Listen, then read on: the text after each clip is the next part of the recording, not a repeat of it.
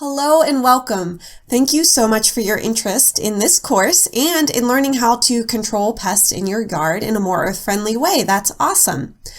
Before we really get started, I want to go over a little bit about what this course is about and what it's not about, and what you can expect to learn.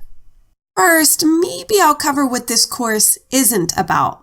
It's not about all pests, which is a really broad term that it can apply to a variety of animals, including insects, but also many kinds of mammals, really anything that is causing damage or impacting safety. For instance, where I live, deer and groundhogs classify as a pest because they munch on and destroy landscape plants, vegetable gardens, and even agricultural crops. Now, I will mention these kinds of pests in some of the other lectures, but the core focus of this is insects. Second, this course isn't about weeds or plant diseases, which can cause a lot of damage and headache in their own right, but would also need an entire course just to themselves.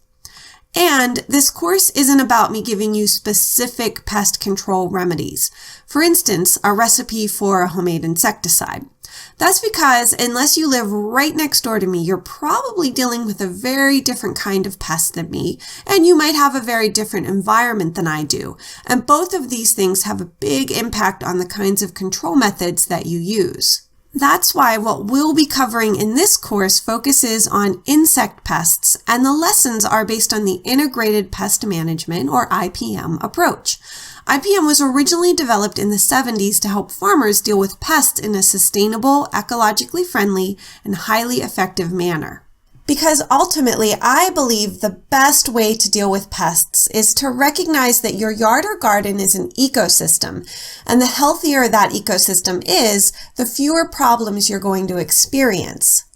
I also picked the IPM approach because it's received a lot of testing and refinement.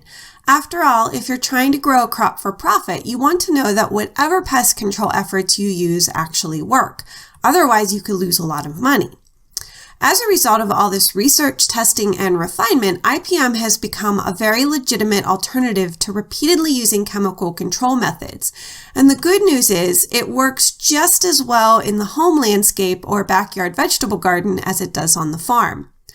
The other great thing about IPM is that it applies across a variety of pests and diseases.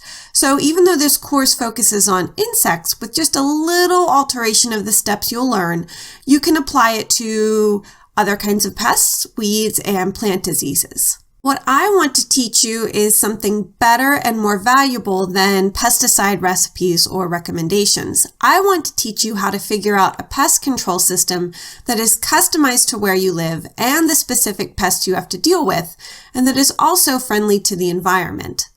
Throughout this course, I will teach you how to identify the bad bugs in your garden, and I will walk you through creating an action plan to deal with them. We will also cover some alternatives to pesticides. Plus, I can show you how your yard or garden can be used in the battle against pests. That's right, you don't have to do all the work in pest control. Your yard or garden can actually help. Now, if that sounds like a great idea and you're not so sure how it would actually work, it all really starts with how you view the trees and shrubs and flowers in your yard. And that's what we're going to talk about in the next lesson. So I will see you there.